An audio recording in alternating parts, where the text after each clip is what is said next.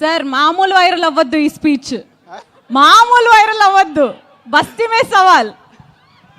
Viral కావాలా? Sreemukhi viral కావాలా? Sir please sir. ఏం దావా చేసుకుందామా? చలికాలం చెట్లకు పోదామా?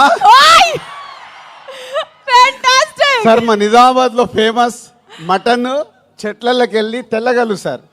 అప్పుడు మార్నింగ్ తీస్తే ఫ్రెష్గా తాగితే నీరు అది వేరే లెవెల్లో ఉంటుంది.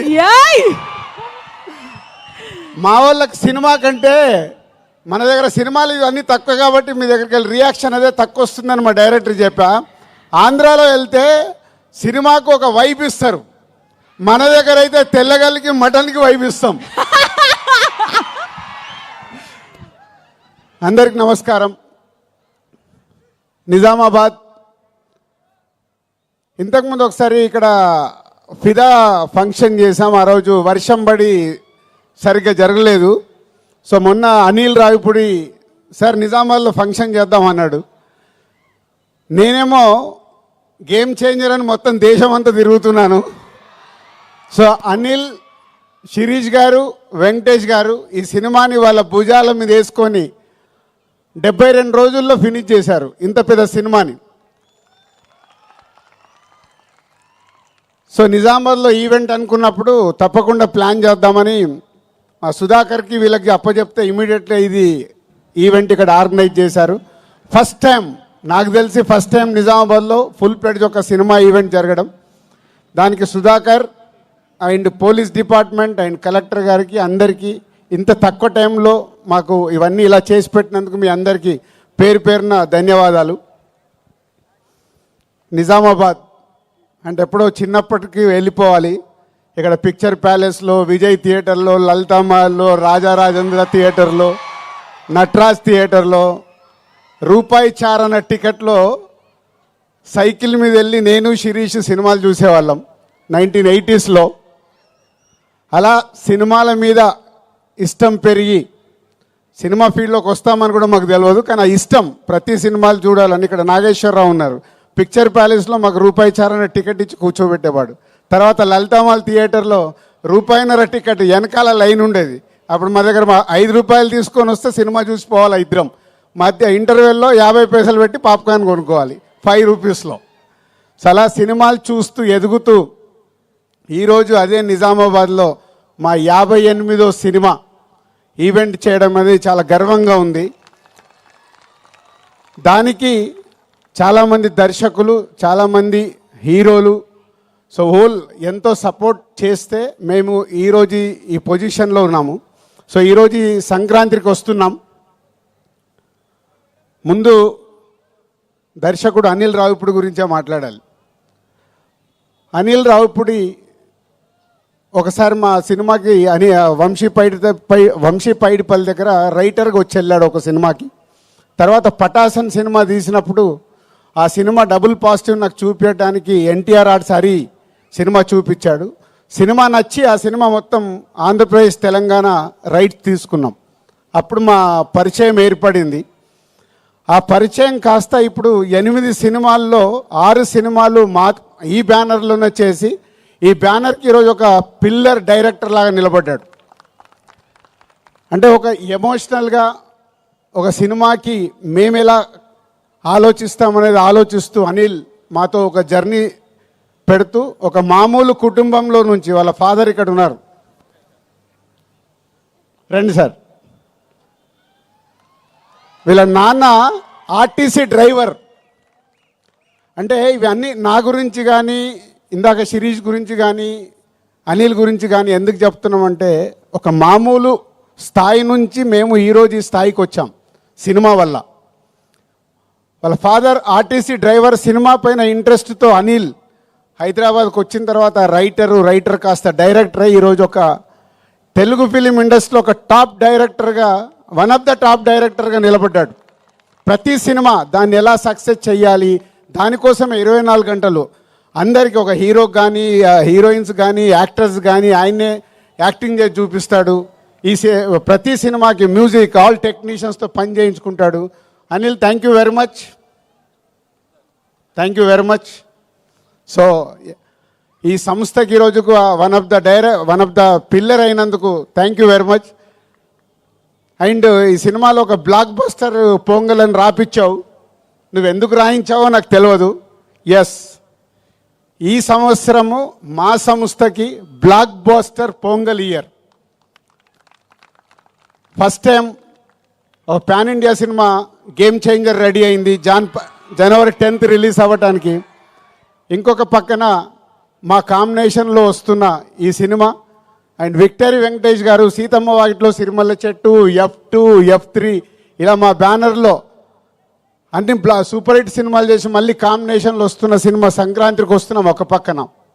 ఈ 2 సినిమాలు అలాగే డాకు మహారాజ్ అది కూడా నైజాం డిస్ట్రిబ్యూషన్ మేమే చేస్తున్నాం. అందుకే బ్లాక్ బస్టర్ పొంగల్. నువ్వు రాయించావు పాట, ఆ పాట మా కోసమే రాయించినట్టు, ఆ పదాన్ని మా కోసమే రాయించినట్టు రాయించావు. Anil, thank you very much. So డెఫినెట్గా ఈ సంక్రాంతి ఈ పొంగల్ మాకు ఒక special. And heroines Aishwarya Rajesh Telugu అమ్మాయి అయినా చెన్నైలో స్థిరపడి ఎప్పుడు మంచి అవకాశం వస్తుందా అని వెయిట్ చేస్తూ ఒక అద్భుతమైన అవకాశం ఈ సినిమాలో ఒక మిడిల్ క్లాస్లో ఉండే ఒక వైఫ్గా ఈ సినిమాలో చేసి రేపు మీరు సినిమా చూసినప్పుడు అర్థమవుద్ది. మీరు కడుపు పట్టుకొని కడుపు నవ్వుతూనే ఉంటారు. ఆ అమ్మాయి అంతా న్యాచురల్ పర్ఫార్మెన్స్తో అద్భుతంగా చేసింది. పోతే ఐశ్వర్య రాజేష్ గారి గురించి ఒక మాట చెప్పాలి. ఈ మధ్య ఒక డైరెక్టర్ నాకు కథ చెప్పాడు. మన ఇట్లా కజిన్స్ మీద, ఒక అమ్మాయి 3 అబ్బాయిల కజిన్స్ కథ, క్రాంతి మాధవ్.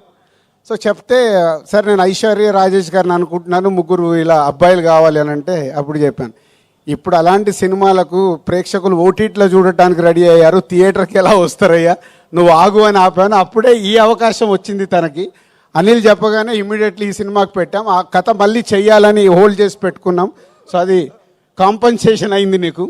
సో ఈ సినిమా ద్వారా డెఫినెట్గా నీ కోరిక తెలుగు ప్రేక్షకుల గుండెల్లో నిలబడిపోతుంది. అంత అద్భుతంగా చేశావు. అండ్ మీనాక్షి ఒక సైడు వైఫ్గా ఎక్సలెంట్ వైఫ్ అయితే ఎక్స్ గర్ల్ ఫ్రెండ్, ఒక గ్లామరస్ క్యారెక్టర్, ఒక పోలీస్ క్యారెక్టర్ వేసి మీనాక్షి ఆల్రెడీ ఇందాక మీరు ఏవీలోనే డిఫరెంట్ క్యారెక్టర్లు చేసినట్టు చూసాం మనం. ఈ సినిమాలో కూడా తను అద్భుతంగా ఎక్స్ గర్ల్ ఫ్రెండ్గా ఎప్పుడు ఎక్సలెంట్ వైఫ్ను టీచ్ చేస్తూనే ఉంటుంది సినిమా అంతా. సో వాళ్ళ 3 కాంబినేషన్లో త్రౌట్ ఫిలిం అద్భుతంగా తీర్చాడు దర్శకుడు అనిల్ రావిపూడి. అండ్ వెంకటేష్ గారు, రామానాయుడు గారు, అంటే మేము మాలాంటి వాళ్ళకి ఎందరికో నిర్మాతలకి ఇన్స్పిరేషన్ రామానాయుడు గారు. నేను సినిమా ఫీల్డ్లోకి వచ్చేటప్పుడు రామానాయుడు గారిని ఇలాంటి టాప్ ప్రొడ్యూసర్స్, అంటే సినిమాలో ఇన్వాల్వ్ అయ్యి ఒక సినిమాని సూపర్ హిట్ చేసిన నిర్మాతలు ఎవరెవరు ఉన్నారని నేను చాలా అనాలిసిస్ చేసుకునేవాడిని, అంటే వాళ్ళ బాటలో నడవడానికి. అందులో మొదటి వ్యక్తి తెలుగు సినిమాలో రామానాయుడు గారు. మేము చూసిన వారు దాంట్లో ఒక నిర్మాతగా రామానాయుడు గారు చరిత్ర సృష్టించారు. ఇండియాలోనే టాప్ నంబర్ ఆఫ్ ఫిలిమ్స్ తీసిన నిర్మాతగా గిన్నీస్ బుక్లోకి ఎక్కారు. సో వారి తర్వాత వెంకటేష్ గారు సినిమా ఇండస్ట్రీలోకి హీరోగా వచ్చినప్పుడు మేము మా నర్సింగ్పల్లి మా ఊర్లో ఉన్నాం. అదే ఇయర్ నాగార్జున గారు వెంకటేష్ గారు ఇట్లా 2 హీరోలు లాంచ్ అవుతున్నారని మేము స్వాతిలలో దీంట్లో చదువుకుంటూ మాట్లాడుకునే వాళ్ళం. మాట్లాడుతున్నప్పుడు ఎవరికి ఫ్యాన్ అవ్వాలి, నాకు ఎందుకో వెంకటేష్ గారి ఫోటో చూడగానే నేను వెంకటేష్ గారి ఫ్యాన్ అయ్యి ఫిక్స్ అయ్యాను. సో హైదరాబాద్ వెళ్ళాక కలియుగ పాండవులు ఫస్ట్ సినిమా రిలీజ్ అవుతే 1 వీక్ ముందు అడ్వాన్స్ బుకింగ్ టికెట్ తీసుకొని కలియుగ పాండవులు ఫస్ట్ షో చూసా. అలా నాకు తెలియకుండానే నేను సినిమా ఫీల్డ్లోకి వస్తానని కూడా నాకు తెలియదు అప్పుడు. కానీ వెంకటేష్ గారి ఫోటో చూసి నేను ఫ్యాన్ అయ్యి కంటిన్యూ అయ్యాను. సినిమా ఫీల్డ్లోకి వచ్చిన తర్వాత మళ్ళీ పవర్ స్టార్ పవన్ కళ్యాణ్ గారికి కనెక్ట్ అయ్యా. సో వారిద్దరు నా అభిమాన హీరోలు. సో రామానాయుడు గారి కుటుంబంలో నుంచి ప్రొడ్యూసర్ తనయుడుగా సినిమా ఇండస్ట్రీలోకి వచ్చి నేను 30 ఇయర్స్ అయింది. అందరి హీరోలతో పనిచేశాను. వెంకటేష్ గారు షూటింగ్లో ఉంటే ప్రొడ్యూసర్కి లొకేషన్లో ఉండాల్సిన అవసరం లేదు. ఆయననే డైరెక్టర్ని పిలుస్తాడు, తీ అంటాడు, అసలు పరిగెత్తిస్తారు. అనుకున్న టైంలో డబ్బు వేస్ట్ అవ్వడం వెంకటేష్ గారికి ఇష్టం ఉండదు. అది రామానాయుడు గారి దగ్గర ఉన్న క్వాలిటీ. సో అందుకే వెంకటేష్ గారితో సినిమా తీయటానికి ఎప్పుడు ప్రతి నిర్మాత రెడీగా ఉంటారు. దాంట్లో మేము ముందుంటాం. 4 సినిమాలు కంప్లీట్ అయినాయి. Thank you sir, thank you very much. ఈరోజు మా బ్యానర్లో 4 సినిమాలు చేసిన హీరో మీరు ఒకరే. 4 ఇంకెవరు రికార్డు బ్రేక్ కాలే, అందరు 3 దగ్గర ఆగారు. డైరెక్టర్ ఒకటే, డైరెక్టర్కి అప్పుడే చెప్పా, హీరోగా కూడా వెంకటేష్ గారే. 4 సినిమాలు బ్యానర్లో, అందరూ 2-3 సినిమాలు చేసిన హీరోస్ అందరు ఉన్నారు. Thank you sir. నిర్మాతని అంత ప్రేమగా అద్భుతంగా చూసుకునే హీరో మీరు. సో మీలాంటి వారు సినిమా ఇండస్ట్రీకి ఎంతో ముందుకెళ్ళటానికి, ముందు తరాలకు కూడా మీలాంటి వాళ్ళు ఎగ్జాంపుల్ అవుతారు. మిమ్మల్ని చూసి నెక్స్ట్ జనరేషన్ హీరోలు కూడా, నేను ఇందాక రామానాయుడు గారిని చూసి ఎలా అయితే నేర్చుకున్నానని చెప్తున్నానో, వెంకటేష్ గారిని చూసి నెక్స్ట్ జనరేషన్, యంగ్ జనరేషన్ వాళ్ళందరూ వాళ్ళు చేస్తుంది చూస్తే చాలా ఉపయోగం. సో మీలాంటి వారందరికీ thank you very much. And సంక్రాంతికి వస్తున్నాం. సినిమా ఈ కథ విషయంలో అనిల్ ఎప్పటి నుంచో నాకు 3 కథలు చెప్పాడు.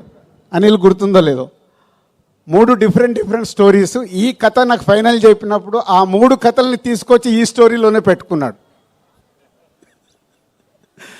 అంటే మామూలుగా అయితే డిఫరెంట్గా ఆలోచించుకుంటే 3 ప్రాజెక్ట్స్ అవుతాయి. లేదు, ఈ సినిమాని సూపర్ హిట్ చెయ్యాలంటే అన్ని ఎఫర్ట్స్ తీసుకొచ్చి ఈ సినిమాలో పెట్టాడు. ఈ సినిమా గురించి నేను ఎంత ఎక్కువ మాట్లాడాల్సిన వచ్చినా మాట్లాడవచ్చు, ఎందుకంటే it's going to black buster hit. ఇది అనిల్తో నా జర్నీలో నేను ముందే చెప్పేస్తూ ఉంటాను. అనిల్కి నాకు అనిల్ ఇది హిట్ సినిమా, అనిల్ ఇది సూపర్ హిట్ సినిమా, ఇలా ఎప్పుడు నేను కొంచెం ఓపెన్గా మాట్లాడుతూ ఉంటాను. దాన్ని 90% అనిల్కు అర్థమవుద్ది, 10% అప్పుడప్పుడు ఏంటి రాజుగారిని అది కొంచెం తక్కువ చెప్తున్నానని కూడా అనుకుంటాడు. బట్ ఈ సినిమా విషయంలో కథ విన్న దగ్గర కానీ, మొన్న నేను ఫైనల్ నాకు సినిమా చూపించినప్పుడు కానీ, it's a going to block buster hit. ప్రేక్షకులకి కడుపుప్ప నవ్విస్తూ, ఇందాక మీరు ట్రైలర్లో చూశారు, excellent wife, ex girl friend. ప్రతి ఒక్కరికి ఎక్కడో ఒక దగ్గర లైఫ్లో 90% జనాలకి తగులుతుంది ఇది. సో త్రౌట్ ఎంటర్టైన్మెంట్ నింపుతూ నవ్విస్తూ బ్లాక్ బాస్టర్ పాటలు చేయించుకున్నాడు. వచ్చిన 3 పాటలు ఇంకో పాట రావాలి. బీమ్స్ అద్భుతమైన మ్యూజిక్ ఇచ్చాడు. అనిల్ కూర్చోబెట్టుకొని పాటలు రాయించుకున్నాడు. అన్నీ అంటే ఈ సినిమాకు కావాల్సిన 360 డిగ్రీస్ అన్ని పేర్చుకొని సంక్రాంతికి బ్లాస్ట్ చేస్తూ ఒక బ్లాక్ బాస్టర్ హిట్ తీసుకురాబోతున్నాడు. So thank you Anil and Venkatesh garu and my heroines, my technicians and Sameer ఇక్కడ లేడు, photographer Sameer and editor and all మా డైరెక్షన్ డిపార్ట్మెంట్, మా ప్రొడక్షన్ డిపార్ట్మెంట్, మా ఈపీస్ అందరికీ thank you very much. And ఈ సినిమా నా పైన బాధ్యత లేకుండా ఈ సినిమాని కంప్లీట్ చేసి 72 రోజుల్లో మాకు ఒక బ్లాక్ బాస్టర్ ఇస్తున్న హోల్ టీమ్కి మీ అందరికీ thank you very much. Thank you so much Dil Raju garu. ఇలాంటి ఈవెంట్స్ మీరు మరెన్నో, అంటే మళ్ళీ సక్సెస్ మీట్కి మీరు రావాల్సిందిగా కోరుకుంటున్నాం. సరే, ఈ మధ్య మా శిరీష్ అండ్ ఫ్రెండ్స్తో రెగ్యులర్గా, ఇందాక నేను చెప్పినా కదా, దావత్కి వస్తున్నారు, నేను మిస్ అవుతున్నది. ఈ 2 సినిమాలు సంక్రాంతికి రిలీజ్ అయ్యి సూపర్ హిట్ అయ్యాక చెట్లలోకి వచ్చి నేను దావత్ చేసుకొని పోతా. అది